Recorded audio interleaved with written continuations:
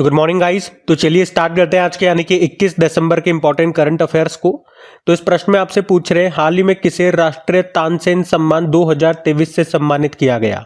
तो सही उत्तर होगा पंडित स्वप्नन चौधरी को। तो अभी मध्य प्रदेश के ग्वालियर में अभी 100वें तानसेन संगीत समारोह का आयोजन किया गया, जहां पर तबला वादक पंडित स्वप्नन चौधरी को ये कोलकाता से बिलोंग करते हैं और इन्हीं को राष्ट्रीय तानसेन सम्मान 2023 से सम्मानित किया गया। अच्छा, इनके अलावा इंदौर के सांस्कृतिक संगठन जिसका नाम है सानंद न्यास संस्था, इसको अभी भारतीय शास्त्रीय संगीत, नाटक और महोत्सव में योगदान देने के लिए अभी राजा मानसिंह तोमर सम्मान 2023 से सम्मानित किया गया।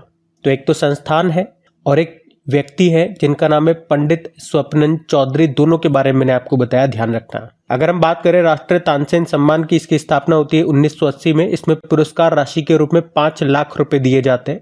मध्य प्रदेश सरकार के द्वारा ये पुरस्कार, ये सम्मान दिया जाता है और ये भारतीय शास्त्रीय संगीत के क्षेत्र में सर्वोच्च राष्ट्रीय सम्मान है।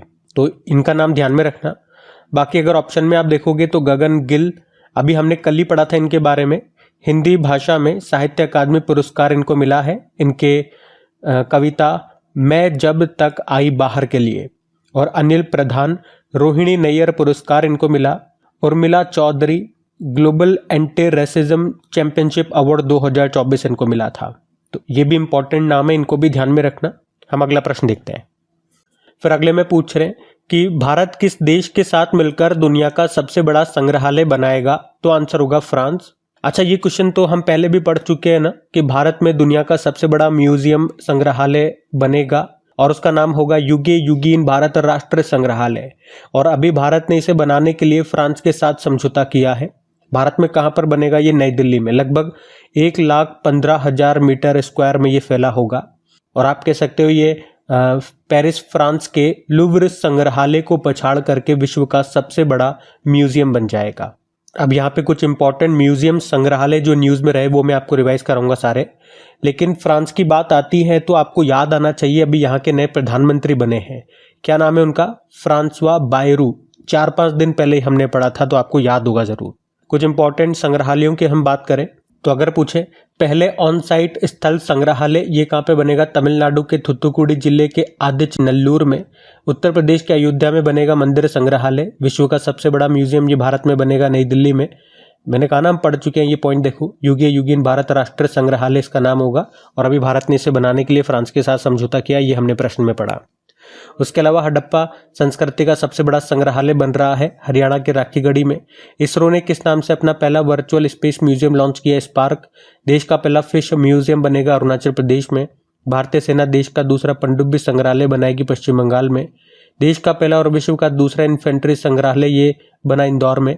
भारत का पहला डिजिटल फूड म्यूजियम खुलेगा तमिलनाडु के तंजावुर में।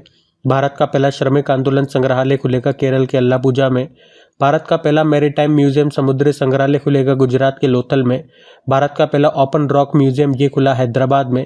देश का पहला कार्टोग्राफी संग्रहालय का उद्घाटन किया गया मसूरी उत्तराखंड में। भारत के पहले खुले संग्रहालय जिसका नाम शहीदी पार्क है, इसका उद्घाटन किया गया नई दिल्ली में। वैसे इंटरनेशनल म्यूजियम डे मनाया जाता है 18 मई को। उसके अलावा देश का पहला नौसेना शौर्य संग्रहालय बनेगा लखनऊ में। देश के पहले डिजिटल राष्ट्रीय संग्रहालय की आधारशिला भी रखी गई थी हैदराबाद में। दुनिया का पहला पांडुलिपि संग्रहालय कहाँ पे खुला? तिरुवनंतपुरम केरल में। और देश का पहला भूमिगत संग्रहालय ये कहाँ पे खुला? दिल्ली में हुमायूं के मकबरे परिसर में। भारत का पहला संविधान संग्रहालय हरियाणा में खुला ओपी जिंदल यूनिवर्सिटी के परिसर में। भारत का पहला चिकित्सा संस्थान संग्रहालय चंडीगढ़ में। वैदिक 3D संग्रहालय खुला गया वाराणसी में। बंजारा विरासत संग्रहालय का उद्घाटन मोदी जी ने किया था महाराष्ट्र के वाशिम में। देश का पहला हिंदी साहित्य संग्रहालय आपको मिलेगा वाराणसी में। नितिन गडकरी जी ने कहाँ पर जैन संग्रहालय और ज्ञान केंद्र का उद्घाटन किया? पुणे में। और सूचना का अधिकार संग्रहालय RTI म्यूजियम, इसके आधारशिला भी रखी गई है भी राजस्थान के ब्यावर में। तो आप देखोगे तो इस क्वेश्चन में लगभग 25 to 26 इंपॉर्टेंट म्यूजियम्स जो हमारे न्यूज में थे एक साथ मैंने आपको रिवाइज करा दिए, तो इनको ध्यान रखिएगा। अगला प्रश्न देखते हैं। फिर अगले प्रश्न में आपसे पूछ रहे हैं कि अभी हाल ही में पहला विश्व ध्यान दिवस ये कब मनाया गया? तो आंसर होगा 21 दिसंबर को। ये मैं आपको कई बार बता चुका हूँ। हमने पढ़ा था कि संयुक्त राष्ट्र महासभा ने 21 दिसंबर 2024 को पहली बार विश्व ध्यान दिवस वर्ल्ड मेडिटेशन डे के रूप में मनाने की घोषणा की। अब से हर साल 21 दिसंबर को ये मनाया जाएगा, नया दिवस है। और याद रखना, इस दिवस को मनाने का प्रस्ताव ये भारत ने दिया था। तो इस दिवस को मनाने का उद्देश्य दुनिया भर में ध्यान के यानी मेडिटेशन के जो लाभ होते हैं उनके बारे में लोगों में जागरूकता बढ़ाना, ताकि वो भी ध्यान को, मेडिटेशन को अपने जीवन में उतार सके। और थीम, भाई दिवस तो मैंने आपको कई बार रिवाइज करा दिया, आपको याद भी हो गया होगा, लेकिन थीम इंपॉर्टेंट रहेगी। थीम क्या है? आंतरिक शांति, वैश्विक सद्भाव, ये ध्यान रखना।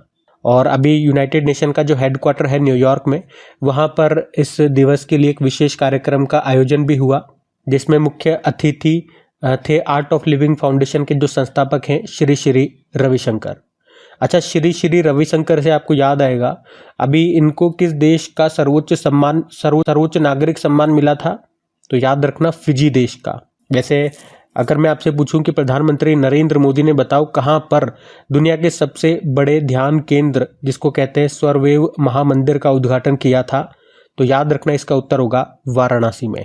अब जब हमने इस साल के स्टार्टिंग में पढ़ा था, जब इसकी घोषणा हुई थी, तब मैंने आपको इसके साथ क्या रिवाइज करवाए थे? पिछले एक आध साल में जितने भी नए दिवस हमने मनाए हैं वो सारे मैंने आपको रिवाइज कराए थे, ठीक है। तो आज मैं क्या रिवाइज कराता हूँ आपको कि अभी दिसंबर में 1 दिसंबर से लेके अभी तक जितने भी दिवस हमने मनाए हैं वो सारे मैं आपको यहाँ पे रिवाइज कराता हूँ, ध्यान से सुनिएगा। तो देखो, 1 दिसंबर को बॉर्डर सिक्योरिटी फोर्स ने 60वां स्थापना दिवस मनाया। 1 दिसंबर को वर्ल्ड एड्स डे भी होता है। 2 दिसंबर को विश्व कंप्यूटर साक्षरता दिवस, 2 दिसंबर को अंतर्राष्ट्रीय गुलामी उन्मूलन दिवस और राष्ट्रीय प्रदूषण नियंत्रण दिवस, 3 दिसंबर को अंतर्राष्ट्रीय दिव्यांगजन दिवस, 4 दिसंबर विश्व वन्यजीव संरक्षण दिवस, अंतर्राष्ट्रीय चीता दिवस, अंतर्राष्ट्रीय बैंक दिवस और भारतीय नौसेना दिवस, 5 दिसंबर विश्व मृदा दिवस और अंतर्राष्ट्रीय स्वयंसेवक दिवस, 7 दिसंबर को सशस्त्र सेना झंडा दिवस, अंतर्राष्ट्रीय नागरिक विमानन दिवस, 9 दिसंबर अंतर्राष्ट्रीय भ्रष्टाचार विरोधी दिवस, 10 दिसंबर विश्व मानवाधिकार दिवस, 11 दिसंबर विश्व पर्वत दिवस, 12 दिसंबर को सार्वभौमिक स्वास्थ्य कवरेज दिवस और 12 दिसंबर को ही अंतर्राष्ट्रीय तटस्थता दिवस। उसके अलावा 18 दिसंबर को एक तो अंतर्राष्ट्रीय प्रवासी दिवस मनाया और अल्पसंख्यक अधिकार दिवस, माइनॉरिटीज राइट डे के रूप में भी मनाया था। तो अभी तक के ये सारे इंपॉर्टेंट डेज इनको ध्यान में रखिएगा। अगला प्रश्न देखते हैं। फिर अगले प्रश्न में पूछ रहे हैं कि 2025 में 12वें विश्व पैरा एथलेटिक्स चैंपियनशिप की मेजबानी किसने की? तो आंसर होगा भारत ने। तो वर्ल्ड पैरा एथलेटिक्स चैंपियनशिप 2025 की हम बात कर रहे हैं, जिसे होस्ट करेगा भारत। भारत में भी कहाँ पे होंगे? नई दिल्ली में जो जवाहरलाल नेहरू स्टेडियम है वहाँ पे। इस बार ये इसका 12वां एडिशन होगा, सितंबर अक्टूबर के महीने में होगा ये अगले साल। और आप कह सकते हो विश्व पैरा एथलेटिक्स चैंपियनशिप की मेजबानी करने वाला भारत चौथा एशियाई देश होगा, क्योंकि इससे पहले 2015 में दोहा कतर में हुआ, 2019 में जो था वो दुबई यूएई में हुआ, 2024 वाला काबे जापान में और 2025 वाला होगा नई दिल्ली भारत में। अच्छा, इसके अलावा मार्च 2025 में नई दिल्ली में ही, यहीं पे इसी स्थान पे जवाहरलाल नेहरू में स्टेडियम में ही विश्व पैरा एथलेटिक्स ग्रैंड प्रिक्स का आयोजन भी होगा। ये पॉइंट भी ध्यान रखना। और 2024 में जो जापान में हुआ था ना वर्ल्ड पैरा एथलेटिक्स चैंपियनशिप, उसमें आपको बता दूं भारत ने 6 गोल्ड जीते थे, मतलब टोटल 17 मेडल थे, जिसमें गोल्ड हमारे पास 6 आए थे। और मेडल टैली में भारत 6ठे स्थान पर रहा था, टॉप पे इस पे चाइना था। और अगर बात करें पहली बार जो वर्ल्ड पैरा एथलेटिक्स चैंपियनशिप हुई थी वो 1994 में हुआ था बर्लिन जर्मनी में। अच्छा, इसी तरह से कुछ प्रश्न मैं आपको बताऊं, कुछ स्पोर्ट्स के प्रश्न हैं जहां पे हम देखेंगे कौन कौन से स्पोर्ट्स कहां पर होंगे, कौन होस्ट करेगा। जैसे कि वर्ल्ड एथलेटिक्स अल्टीमेट चैंपियनशिप 2026 में जो होगा, पहली बार होगा, ये फर्स्ट एडिशन है, हंगरी में होगा। और AFC वुमेन्स एशियन कप 2026 वाले ऑस्ट्रेलिया में, AFC वुमेन्स एशियन कप 2029 वाले उज्बेकिस्तान में, पहला सेंट्रल एशियन कंट्री होगा जो इसे होस्ट करेगा। 2027 वाले जो फीफा वुमेन्स वर्ल्ड कप है वो ब्राज़ील में होंगे। ICC women's T20 world cup 2024 ये हो चुका है, बांग्लादेश में नहीं हुआ, बांग्लादेश में कैंसिल होकर ये यूनाइटेड अरब अमीरात में हुआ है, जिसको न्यूजीलैंड ने जीता था, साउथ अफ्रीका को हराया था। और इसी तरह से मेंस T20 वर्ल्ड कप अभी वेस्ट इंडीज़ और अमेरिका में हुआ, इसको भारत ने जीत लिया, साउथ अफ्रीका को हराया। और अब 2025 लिखना, 2025 में जो 38 नंबर के नेशनल गेम्स होंगे वो उत्तराखंड में होंगे, और इसका अभी हमने पढ़ा था ना मैस्कॉट शुभंकर क्या है, मैंने कहा था भूलोगे नहीं अब इसको, मौली होगा, MAULI मौली। उसके अलावा 2025 में BWF world junior badminton championship ये असम के गुवाहाटी में होगा। वर्ल्ड एथलेटिक्स चैंपियनशिप 2027 में ये बीजिंग चाइना में होंगे। थॉमस कप, उबेर कप 2026 वाले डेनमार्क में होंगे। अभी जो इस साल हुए 2024 में वो कहाँ पे हुए, वो चाइना में हुए। जीता भी चाइना ने है, इंडोनेशिया को हराया है। बाकी ये हमने देख लिया पीछे। उसके अलावा 2024 में जो अभी वर्ल्ड पिकबॉल चैंपियनशिप सीरीज हुई वो इंडिया में हुई थी, मुंबई में। और 2025 में जो वर्ल्ड टेबल टेनिस चैंपियनशिप है ये दोहा कतर में होगा। कॉमनवेल्थ गेम्स 2026 वाले ये ग्लासगो स्कॉटलैंड में होंगे, याद रखना, 23वां संस्करण है। और एशियन गेम्स जो 20वां संस्करण है 2026 में ये जापान में होंगे। तो ये सारे स्पोर्ट्स वाले संबंधित प्रश्न मैंने आपको कराए। कौन किसको होस्ट करेगा ये यहाँ पे हमने देखा, ध्यान में रखना। अगला प्रश्न देखते हैं। फिर अगले में पूछ रहे हैं, हाल ही में जारी FIH रैंकिंग में भारतीय पुरुष हॉकी टीम कौन से स्थान पर है? तो हम इसमें 5वें स्थान पर है। FIH mains world ranking, FIH यानी कि इंटरनेशनल हॉकी फेडरेशन ने ये रैंकिंग जारी की है और इसमें भारतीय पुरुष हॉकी टीम 5वें स्थान पर है। टॉप पे कौन सी टीम है? टॉप पे आप देख सकते हो नीदरलैंड है, फिर इंग्लैंड, बेल्जियम, जर्मनी और फिर भारत है। अच्छा चलो, हॉकी वाला प्रश्न आ ही गया तो एक बार हॉकी के भी सारे इंपॉर्टेंट प्रश्न हम एक बार फिर से रिवाइज करते हैं। जो पुराने और रेगुलर स्टूडेंट्स हैं वो तो इस शीट को कई बार रिवाइज कर चुके हैं। अगर कोई नए स्टूडेंट हमारे यहाँ पे पहली बार करंट अफेयर्स पढ़ रहे हैं तो आप देखोगे 2024 में जनवरी से लेकर अभी तक जो भी इंपॉर्टेंट हॉकी से रिलेटेड प्रश्न है वो सारे आपको यहाँ पे मिलेंगे। जैसे कि देखो, सुल्तान अजलान शाह ट्रॉफी जो मलेशिया में हुआ था उसको जापान ने जीता, पाकिस्तान को हराया। FIH hockey 5S women's World Cup ये पहला एडिशन था, ओमान की कैपिटल मस्कट में हुआ, नीदरलैंड ने जीता, भारत को हराया। और उसी तरह से पुरुषों का जो पहला संस्करण हुआ था, ऊपर वाला महिलाओं का है, नीचे वाला पुरुषों का है, ये भी पहला संस्करण था, मस्कट में ही हुआ था, जीता किसने? नीदरलैंड ने ही। किसे हराया? मलेशिया को। उसके अलावा जो पिछले साल एशियन गेम्स हुए थे 19वां संस्करण, उसमें भारतीय पुरुष हॉकी टीम ने गोल्ड जीता है। और अभी जो ओलंपिक हुए थे, पेरिस ओलंपिक, उसमें हमारी पुरुष टीम ने, भारतीय हॉकी पुरुष टीम ने ब्रोंज मेडल जीता स्पेन को हरा करके। वैसे भारतीय पुरुष हॉकी टीम के कोच कौन है? क्रेग फुलटन है, साउथ अफ्रीका से हैं। वैसे अभी भारतीय महिला हॉकी टीम के भी नए कोच बन गए, हरिंदर सिंह। ये पुरुष कोच का नाम पूछा जा चुका है एग्जाम में। रायबरेली हॉकी स्टेडियम का नाम अब रानी रामपाल के नाम पे हो गया, इन्होंने संन्यास भी ले लिया। भारत का सबसे बड़ा हॉकी स्टेडियम आपको उड़ीसा में मिलेगा जिसका नाम बिरसा मुंडा के नाम पे हो गया। मोहाली हॉकी स्टेडियम का नाम बलबीर सिंह सीनियर हो गया। वुमेन्स हॉकी लीग 2024 हुआ रांची झारखंड में। 2025 में hockey mains junior world Cup ये भारत में होंगे। 8वां एशियाई पुरुष हॉकी चैंपियंस ट्रॉफी 2024 जो चीन के हुलुन बुइर में हुआ था उसको भारत ने जीता, चाइना को हराया। और 8वीं महिला एशियाई हॉकी चैंपियंस ट्रॉफी प्रतियोगिता ये भारत में हुई थी, बिहार के राजगीर में, इसको भी भारत ने जीता, चाइना को हराया। और इसमें मैस्कॉट शुभंकर था गुड़िया। उसके अलावा हॉकी इंडिया ने PR श्रीजेश की जर्सी नंबर 16 को रिटायर कर दिया। PR श्रीजेश पेरिस ओलंपिक के बाद इन्होंने खुद भी रिटायरमेंट ले लिया था और रिटायरमेंट के बाद भारत की जूनियर पुरुष हॉकी टीम के ये नए हेड कोच बन गए। 14वीं hockey India junior men's national championship Punjab में हुई थी, पंजाब ने जीता, UP को हराया। और 14वीं हॉकी इंडिया जूनियर महिला राष्ट्रीय चैंपियनशिप ये हुई थी झारखंड में। उसके अलावा सुल्तान जौहर कप जूनियर हॉकी टूर्नामेंट 2024 में भारत ने ब्रोंज जीता, पहले स्थान पर ग्रेट ब्रिटेन था। अभी जो 10वां junior men's Asia hockey cup 2024 हुआ था, कहाँ पे? ओमान की मस्कट में, इसको इंडिया ने जीता, पाकिस्तान को हराया।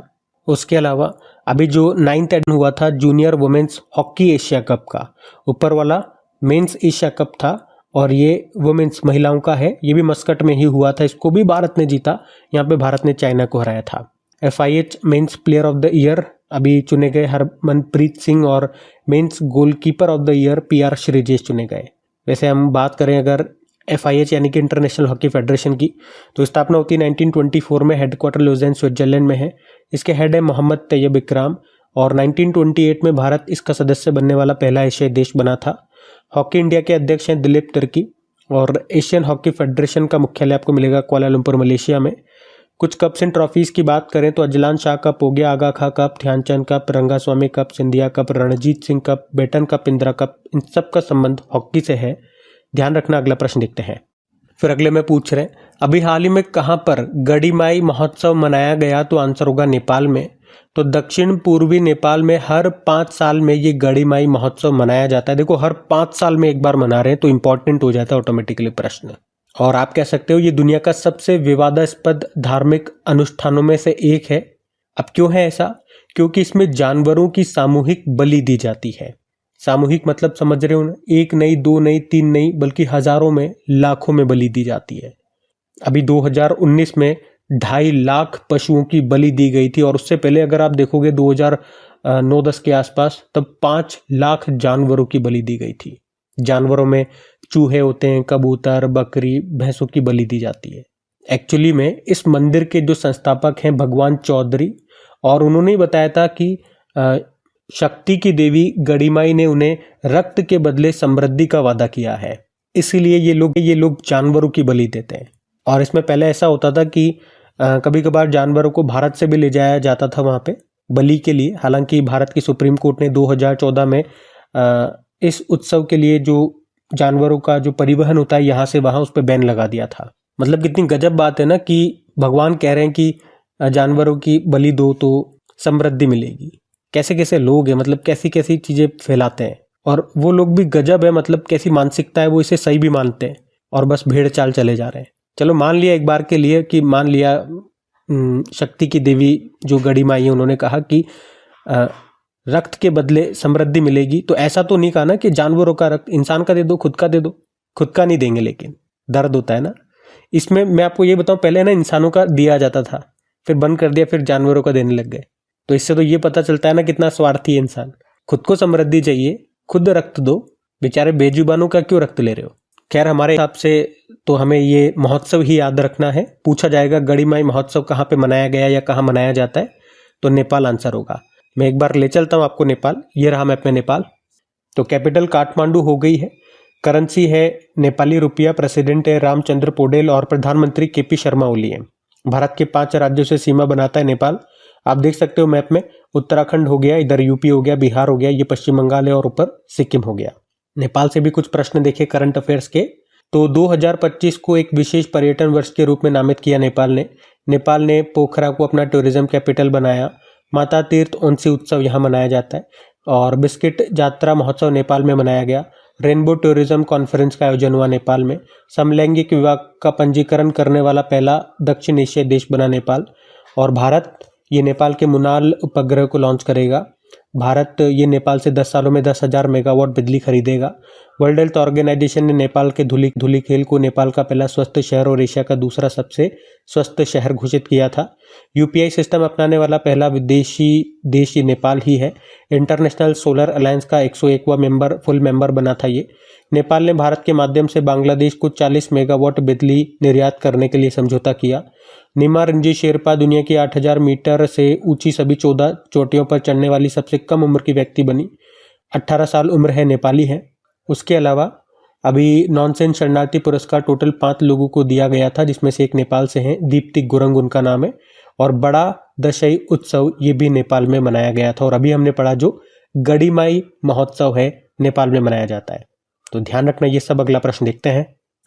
फिर अगले में पूछ रहे हैं कि अभी हाल ही में किस राज्य के पूर्व मुख्यमंत्री ओम प्रकाश चौटाला का निधन हो गया, तो आंसर होगा हरियाणा। हरियाणा के पूर्व मुख्यमंत्री रहे ओम प्रकाश चौटाला का अभी 89 वर्ष की उम्र में निधन हो गया। वे 4 बार हरियाणा के मुख्यमंत्री रह चुके थे। उनका पहला कार्यकाल 1989 में शुरू हुआ था और उनका अंतिम कार्यकाल ये 1999 से 2005 तक चला था। और वे इंडियन नेशनल लोकदल के दिग्गज नेता थे। वे भारत के जो पूर्व उप प्रधानमंत्री थे चौधरी देवीलाल, उनके ये पुत्र थे, ओम प्रकाश चौटाला। अच्छा, 2-5 दिन में आप देखोगे 2-3 व्यक्तियों के निधन हो गए, तो मैं कई इंपॉर्टेंट व्यक्तियों को रिवाइज भी करा चुका हूँ। तो आज एक काम करते हैं, ये हरियाणा के थे तो मैं आपको हरियाणा ही लेकर के चलता हूँ, थोड़ा सा हरियाणा भी घूम के आ जाएंगे।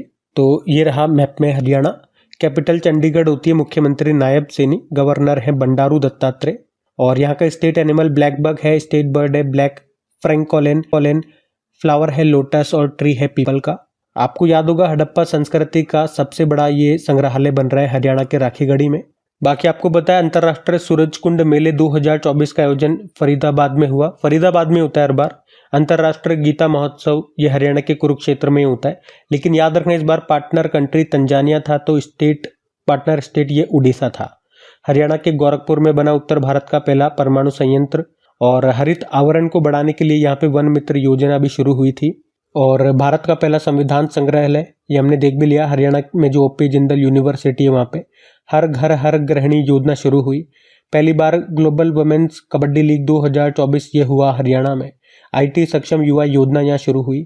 ब्रिटेन का साउथहैम्पटन यूनिवर्सिटी ये अपना परिसर कैंपस कहाँ पे स्थापित करेगा, गुरुग्राम हरियाणा में। और भारत का पहला चिकित्सा संस्थागत संग्रहालय खुला चंडीगढ़ में। और गुरुग्राम में आपको याद भी होगा इंटरनेशनल सोलर अलायंस का हेडक्वार्टर है, और आप कह सकते हो ये पहला इंटरनेशनल ऑर्गेनाइजेशन है जिसका हेडक्वार्टर आपको भारत में मिलेगा। बाकी एशिया की पहली स्वास्थ्य अनुसंधान प्री क्लिनिकल नेटवर्क सुविधा का उद्घाटन हुआ था फरीदाबाद में। पहली वैश्विक महिला कबड्डी लीग ये शुरू हुई हरियाणा में, ये मैंने आपको ऊपर ही बता दिया। और विनबैक्स एक्सरसाइज जो वियतनाम और भारत के बीच में हुआ था अभी अंबाला और चंडी मंदिर में। तो ध्यान रखना ये सब। अगला प्रश्न देखते हैं। फिर अगले में पूछ रहे हैं कि अभी हाल ही में गोवा मुक्ति दिवस ये कब मनाया गया, तो आंसर होगा 19 दिसंबर को। तो गोवा ये हर साल 19 दिसंबर को गोवा मुक्ति दिवस यानी कि गोवा लिबरेशन डे के रूप में मनाता है। क्यों? क्योंकि 19 दिसंबर 1961 में गोवा को पुर्तगाल से आज़ादी मिली थी। क्योंकि 1947 में भारत की स्वतंत्रता के बावजूद गोवा में पुर्तगालियों का राज था, और फिर उन्हें वहाँ से भगाने के लिए हमने ऑपरेशन चलाया था। कौन सा? ऑपरेशन विजय।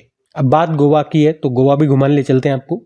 ये रहा मैप में गोवा। कैपिटल होती है पणजी। मुख्यमंत्री प्रमोद सावंत हो गए। गवर्नर है PS श्रीधरन पिल्लई। काफ़ी बुक्स आती है इनकी, जैसे कि 2-3 तो अभी हमने देखी, heritage of Goa, when parallel lines meet और एंते प्रिय कविता काल, ये बुक इन्होंने लिखी। कुछ और बातें मैं आपको बताता हूँ गोवा से, तो ये मैंने आपको बुकें बताई दी इनकी। इसके अलावा गोवा के मानकुर्रा दाम को, गोवा बेबिंका और गोवा के काजू को अभी GI टैग मिला। और किस राज्य में भारत का पहला प्रकाश स्तंभ उत्सव मनाया गया? गोवा में। ग्रह आधार योजना शुरू हुई यहाँ। रेबीज मुक्त पहला राज्य बना गोवा। हर घर जल प्रमाणित पहला राज्य बना गोवा। सभी सरकारी अस्पतालों में फ्री IVF सुविधा शुरू करने वाला पहला राज्य बना गोवा। ग्रामीण मित्र योजना यहाँ शुरू हुई। मोपा एयरपोर्ट का नाम मनोहर पारिकर के नाम पे हो गया। और जो 2023 में 37वें नंबर के नेशनल गेम्स हुए थे गोवा में हुए थे, उसका मैस्कॉट मोगा था। गोवा को पुर्तगाल से मुक्त कराने के लिए ऑपरेशन चलाया, ये हमने देख लिया विजय 1961 में। सिग्मो फेस्टिवल मनाया जाता है यहाँ पे। साओ जोआओ फेस्टिवल मनाया जाता है। भगवान महावीर नेशनल पार्क मिलेगा। कोटेगांव वाइल्ड लाइफ सेंचुरी मिलेगा। Doctor Salim Ali bird sanctuary मिलेगा। पहला विश्व ऑडियो विजुअल और मनोरंजन शिखर सम्मेलन, इसका आयोजन भी अभी गोवा में हुआ था। वैसे आप जानते हो हर साल international film festival of India का आयोजन ये नवंबर के महीने में गोवा में ही हुआ था। अभी इसका 55वां संस्करण हुआ था। चलो बताओ उसमें सत्यजीत रे लाइफ टाइम अचीवमेंट अवार्ड किसे मिला था? ये मेरा होमवर्क प्रश्न है आपसे। वो ऑस्ट्रेलिया के फिल्म मेकर हैं, उनका नाम मैं आपसे पूछ रहा हूँ, नाम बता दो अब। बाकी नसीम अल बहर जो अभ्यास हुआ था भारत और ओमान के बीच में होता है, ये गोवा में ही हुआ था। तो ये सब बातें भी ध्यान में रखना। अगला प्रश्न देखते हैं। फिर अगले में पूछ रहे हैं, हाल ही में दिल्ली सरकार ने बुजुर्ग आबादी के लिए किस नाम से एक स्वास्थ्य योजना शुरू की है? तो आंसर होगा संजीवनी। तो अभी दिल्ली सरकार ने 60 वर्ष और उससे अधिक उम्र के दिल्ली निवासियों के लिए मुफ्त स्वास्थ्य योजना प्रदान करने के लिए एक संजीवनी योजना शुरू की है। तो इस योजना में होगा क्या?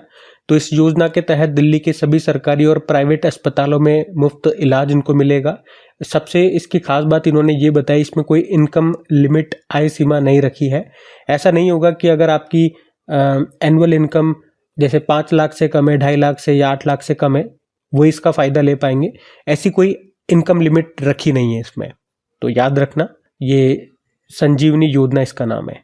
अभी हमने कुछ दिन पहले ही पढ़ा था, महिला सम्मान योजना यहाँ पे शुरू हुई है। 18 साल से जो ऊपर की महिलाएं हैं, हर महीने उनको 1000 रुपये मिलेंगे।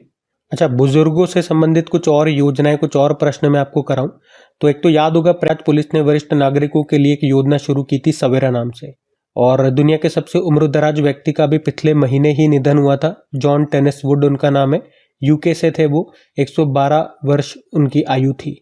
सबसे उम्रदराज पुरुष व्यक्ति आप इनको कहोगे। झारखंड सरकार ने अभी वृद्धावस्था पेंशन की उम्र को 60 से घटा के 50 कर दिया था।